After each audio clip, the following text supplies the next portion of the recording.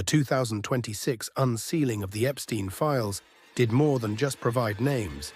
It dismantled the silence of a generation. What follows is a narrative based on the harrowing truths and the labyrinthine secrets revealed in the 3 million pages of the Epstein Files Transparency Act. Amelia Vance leaned back, the blue light of her monitor washing her face in a ghostly pallor. It was 3:14 a.m. on a rainy Tuesday in New York. On her screen was the Holy Grail, the unredacted digital index of the Epstein Files, recently released by the Department of Justice.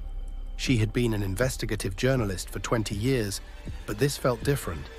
This wasn't just a story about a financier, it was a map of a shadow world. She clicked on a folder labeled Little St. James, Surveillance Fragments, 2004 to 2007. The first video file was grainy, timestamped July 18, 2005. It showed the dock of the island.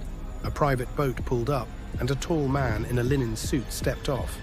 Behind him, a woman with short dark hair, Ghislaine Maxwell, guided 3 young girls onto the pier.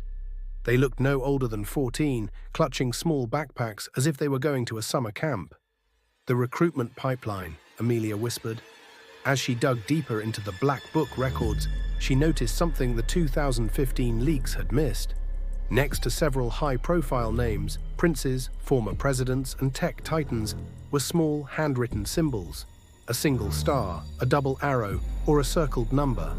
She cross-referenced these symbols with the flight logs of the Lolita Express. The realization hit her like a physical blow. The stars weren't just contacts, they were a rating system for compliance. The double arrows indicated guests who had requested specific services. One entry for a prominent European politician had a circled 3 next to it. Digging into the guest logs of the Palm Beach mansion for that same date, Amelia found a matching 3 on a staff payroll sheet. It wasn't a room number, it was a victim's designation. Epstein hadn't just been a predator, he had been a meticulous bookkeeper of human misery. The files contained more than just logs. They contained the raw, unedited depositions of women like Virginia Giuffre and Maria Farmer. Amelia opened an audio file of a 2011 deposition. The voice was small, but the words were a tidal wave. "He told me he owned the police. He told me that if I left, my family would vanish. And I believed him because I saw who came to dinner. I saw the people on the news sitting at his table. Who do you call when the people who make the laws are the ones breaking them?" The emotional depth of the files was staggering. There were letters written by victims to their mothers, never sent, hidden in a safe in the New York townhouse. One read, "Mom, I'm not a model. I'm a ghost. Please find me."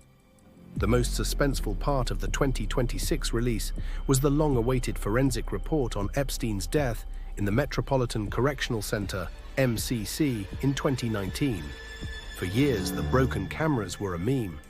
But the new files revealed a darker truth. The cameras weren't just broken, they had been remotely accessed. A digital footprint from an IP address in Northern Virginia had logged into the MCC security system at 2 a.m. on the night of August 10th. Amelia stared at the screen. The files didn't explicitly name a killer, but they proved a sanitization protocol had been enacted. The 3 minutes of footage weren't lost to a glitch. They were deleted by someone with administrative privileges from outside the jail. By the time the sun began to rise over Brooklyn, Amelia had realized that the Epstein case was never just about one man. It was about a systemic failure of the shield of power.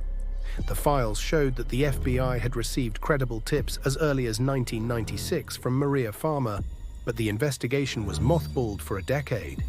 It showed that the 2008 Sweetheart deal wasn't just a legal fluke. It was a coordinated effort by a team of lawyers who were as much a part of the system as the prosecutors they were negotiating with. In early 2026, the release of these files led to the great accountability. 3 more associates were indicted based on the compliance ratings Amelia had discovered. The 2021 conviction of Ghislaine Maxwell was no longer a solitary victory. It was the first domino. As Amelia prepared to hit publish on her exposé, she thought of Virginia Giuffre's memoir, Nobody's Girl. Virginia hadn't lived to see this final release, having passed away in 2025, but her voice was the loudest one in the room. Justice isn't just a verdict, Amelia wrote in her closing lines. It's the light that refuses to let the shadows grow back.